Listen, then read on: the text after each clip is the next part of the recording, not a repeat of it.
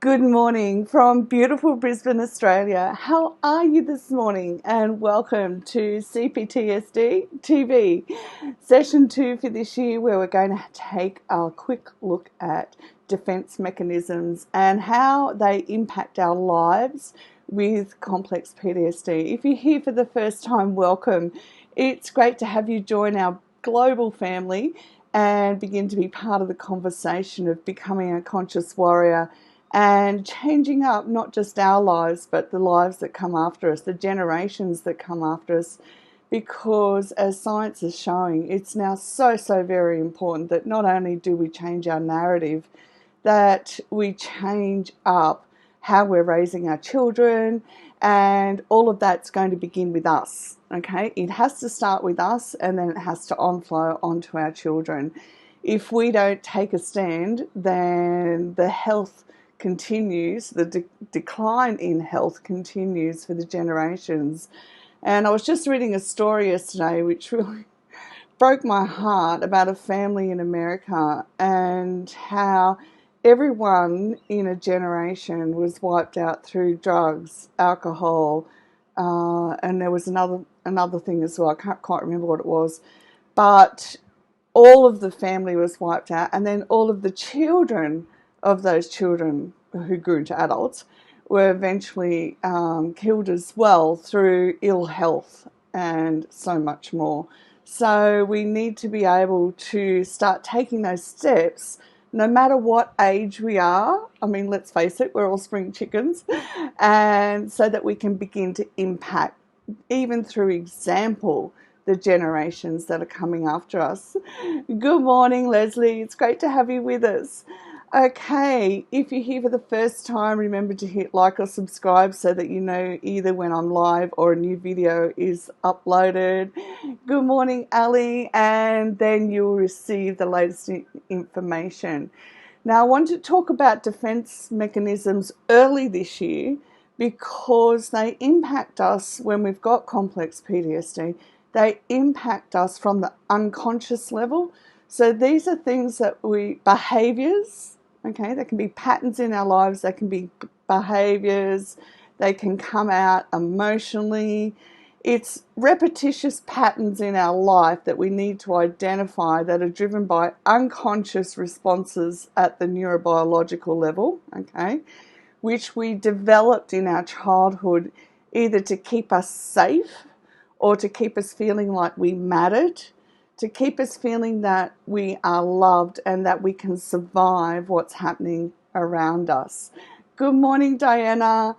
So it's really super important that when these things are happening at an unconscious level, that we begin to look at either the mask that we're wearing, okay, for the rest of the world, or we begin to say, okay, this particular part of my life, this external part of my life isn't working for me.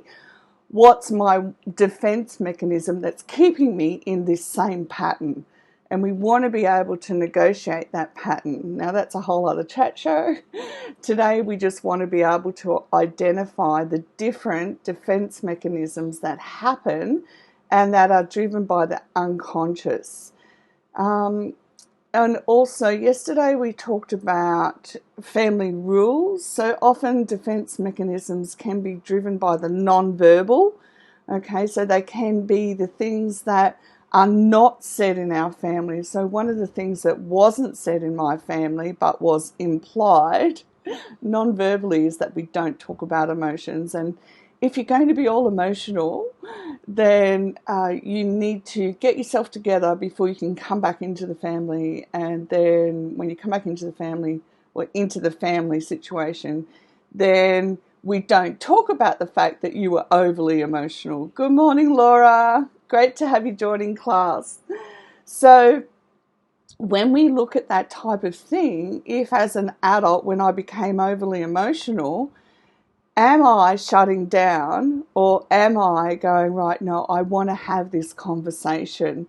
And the beauty of all of this is as we work through the layers and we develop even more courage and strength and we become more fully who I am, then when the same situations arise, so for me, I was in a situation towards the end of last year where a male implied that me being different was not, it was an unconscious implication on their part that me being different and doing things the way I did was not good enough or was not acceptable because they did things in the present tense and sense. And at the time, I just, like, it just stripped me emotionally because I was like, hang on, we've spent weeks talking about mental health matters and learning and encouragement, and then all of a sudden, oh, I can see how you're different. And I'm like, okay then, fair enough. Now, once upon a time, that would have just shut me down because in my family history, we didn't talk about how we felt. But I was able to stand there and process how my difference was more than okay, how my difference impacted not just myself, but all of you lovely people who turn up for class and people around the world, is that I help people become well. And once upon a time, I would never have been able to, for want of a better analogy, stand up for myself or be able to be verbal. Okay, so talking isn't something, believe it or not, that comes naturally to me. I'm actually a better listener than I am a better talker, and I'm a better writer than I am a better talker, but I'm learning. Okay, we can learn lots of things even when we're adults. So our greatest challenges actually require us to have or be willing to engage in having courage, to feel the courage that underneath all the defense mechanisms, we have this either divine spark, this, so many people have called it so many different things, but there's a part of us that's untouched by the multiple traumas that we went through, okay? And the multiple traumas that impacted how our brain developed, our unconscious responses, etc., etc. So we want to tap into that and say, I am willing. So learn to use the phrase, I am willing to change this up. I am willing to have the conversations.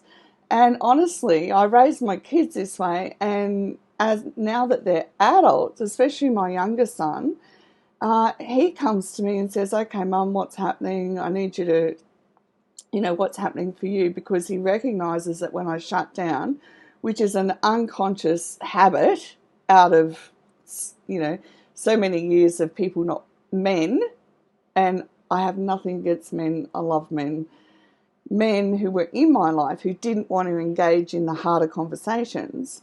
So now I have the opportunity to have the hard conversations and say, yeah, this is what's happening for me.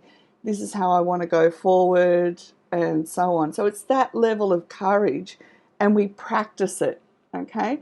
Now, if you want to be able to practice it, go into group, okay? Because in group, not only do we say, these are my challenges, we say, these are my victories as well. This is what I'm able to do, and this is my one next step that I've conquered. So part of a defense mechanism that I want you to be aware of is when you freeze inside. So it's like you get a fright and you go frozen emotions, and you go, it's like going onto automatic pilot. How do I manage this? And then listen to the words that come out of your mouth, okay? Listen to what they're saying to other people. Are they building a brick wall between you, or are they building a connection between you? Are you being honest and saying, this is too much for me and I need to find another way around it? And that's a healthy adult conversation to have. Now, if you're in a situation where you've got kids, adult kids, you've got family, you've got a partner, and you're constantly butting heads, your first place is to sit down and say, we start from a place of love. We're in this relationship because we love each other. So let's start from a place of love instead of trying to sort out what's already happened yesterday, the day before, and the day before. Okay? Because if you can do that, then you're going to be open, your heart's going to be open to saying, well, yeah, I can see that that's the habit that I'm repeating. I'm bringing up the past again. I'm attacking you instead of going, I need to own how I'm feeling. I'm trying to solve your problems instead of addressing my needs. So in childhood, our needs weren't met, especially for love and acceptance, okay? So a good affirmation for that, and it just went straight out of my head, and I was using it at gym this morning. Can you believe it? I matter, okay? So I want you to affirm to yourself, I matter, okay? And you have a purpose, and when we hook into that purpose and it gets bigger than us and we're helping other people, it helps us actually manage all the different layers of trauma and understand all the lessons that we can learn and pass down.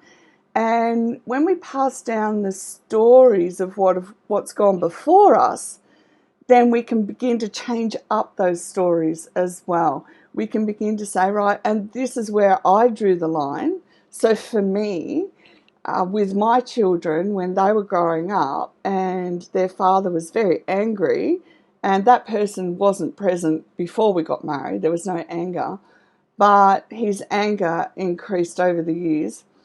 And I said to my children as they got older, that's where I drew the line in the sand and said, this doesn't continue on, okay? Because it's not just their dad, it's the people that have gone before them. So remember, our nervous system gets wired that whatever happened in our family when we were growing up, that feels comfortable.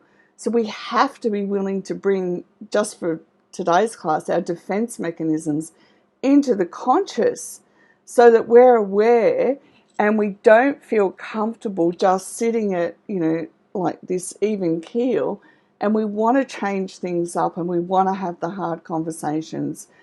And the one thing we don't want to do is point fingers. Just because you can see where somebody else needs to change, it doesn't give you any right to point the finger. That's up to somebody else as an adult to, if they ask for your input, great. If they don't, then you need to be an adult and sit back and go, what do I need to be responsible for? Where do I need to grow and change? Where do I need to fill my cup of love in order that I can pour out from that?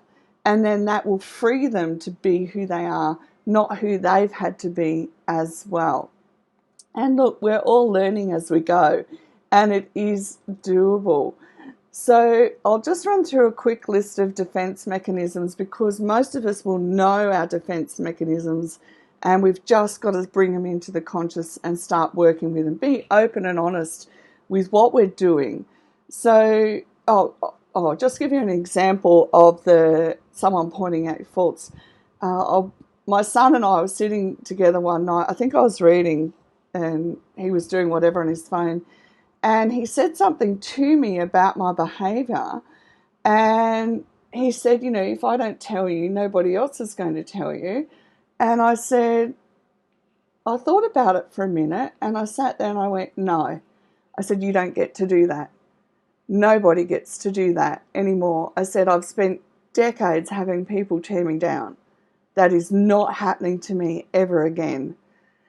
I said, if you notice something in my behaviour that needs changing, then you need to encourage me. You need to have my back, support me, and do it in a manner that is healthy. But you never, ever in this world take somebody down just because you can see how things can be done better. Because we can all sit here and point a finger, but we've got to remember we've got three of them pointing back at us. Okay? And when he sat there and he listened to me and I went through it and I was very upset because when we first do start to begin to open up and say, no, I'm not going to tolerate that behaviour in my life. I'm not going to be treated that way anymore. So we're changing up our defence mechanism, all right? Then we are going to be emotional, all right? It's challenging. It's hard work. But he sat there and listened and he processed because he's an intelligent young man. And he said to me, I get it. So now, he's a clever boy. I didn't realise I was doing something like every time I'd go shopping, I'd buy those packets of cheese slices. He didn't say anything to me, and I put them in. My fridge is a top bottom, so the fridge is at the top and the freezer is at the bottom, and I just put them in the drawer and go on with the next thing, never thinking. So I had four packets of these cheese things. So he put them on the top shelf, which is eyeline for me. And I just laughed and I said, "You're brilliant. You're absolutely brilliant. I get it." And this is how we work with people who have our back, okay? And it's really important that we can laugh at life and laugh at ourselves as well. So you want to think about, these are some of the defense mechanisms that you want to think about. Am I doing this? So suppression. Are you shoving everything down, and at the end of the day, you've shoved everything down that you can't go to sleep, okay? Displacement. Are you making gaps in your communication with other people, okay?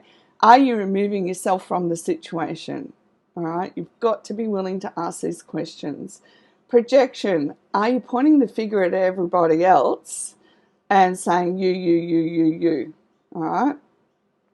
Regression. Do you keep bringing up the past? The past is gone. We can't change it, okay? We just can't. We've got today, and we change today, and then we keep carrying it on if we get the gift of tomorrow. Fixation. Now, fixation can be challenging with complex trauma because we do develop inflexible thinking. When I first read that, I went, "I don't have inflexible thinking," and then I burst out laughing and went, "Oh yeah, I bet you I do." So if we're fixated on something, we want to go, "Okay, my inflexible thinking's kicked in. I want to be able to go, right, where can I be more flexible in this area?" And remember, if it's only our life, we can be inflexible, but it's not. The people around us get impacted as well. So we want to be gentle. Remember this year, gentle and strong. Fantasy. If you dissociate a lot, you'll live in your imagination. That's the fantasy. And you've really got to bring ourselves down to ground center. Right here, right now, okay? And it's a practice, and we can do it. Do you react instead of stopping and thinking about responding? So like the guy who said something to me about being different, I didn't react. I just stopped. I worked it through in my mind, and then I responded, okay? And dissociation, we have to build a conscious awareness of when we're dissociating, okay? One of the simplest ways to do that is to track if you're losing time or track if you're not getting the quantity of work done that you want to get done or the household chores that you want to get done. Take a look at if you're dissociating. Okay, denial. So many people float down the river denial, okay? It's not worth it. There is no use denying that there's a problem, and there's no use denying that denial is a defense mechanism. Too many people want to deny that there's problems and bury their heads. Actually, when we can sort through them as adults, they're the most amazing places of bonding, okay? Connection, all right? Because you've overcome something together, all right? So you want to overcome things together. And that's actually why my kids and I have really good communication and bonding, because we keep working through everything together, okay? And do you freeze, shut down? Find out. So when moments of stress, all right, so defense mechanisms come up in moments of stress.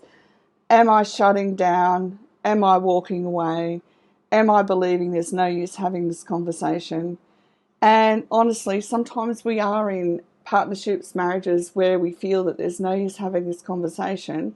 So maybe you can't have a conversation and you have to have a dialogue to start with about what your needs are, and then ask them, do they know what their needs are? Okay? I understand that you'll do everything to fight for your partnership, but it does take two, right? Two people have got to be willing to do this hard work. we're two different people, okay, coming together. So we've got to be both willing to do the work. So in order to counteract your defense mechanisms, I want you to look at kindness for yourself and kindness for other people. Anticipate if there's going to be stressful times and what you can do to manage it. So we want to make our mind begin to put things in order. So remember, if our prefrontal cortex up here is offline because we've been triggered, then we need to get it back online so that we can put everything in an order, so then it reduces the stress. Okay? Humor. Oh my goodness. We need to be able to laugh. Not only laugh at our mistakes, but laugh at ourselves and get back the enjoyment in life. And if that means you sit down and get on YouTube and watch something funny, then that's what we do. It's a starting point, okay? Discipline is really, really good for helping managing stress and managing defense mechanisms, and connection is just vital, okay? It's vital to help overcome them, because then we know that we're not in this life alone. We're in this big, beautiful mess together. We matter, okay? We absolutely matter. You matter. You are loved. You have a purpose. And as we work through this, then you're going to be able to break the cycle, okay? Thank you for joining in this morning. There's 2 slides that go with this morning. They will be up in your free resources in the Academy, which I'll just put the link there for you now, and they'll be up there shortly. So repeat after me. I matter, okay? I matter. I am loved, and I am safe, okay? I am safe to be fully known and fully accepted, and it starts with us. Thanks for joining in, beautiful people, and have the most amazing day and evening, and I will see you again tomorrow morning. Bye for now.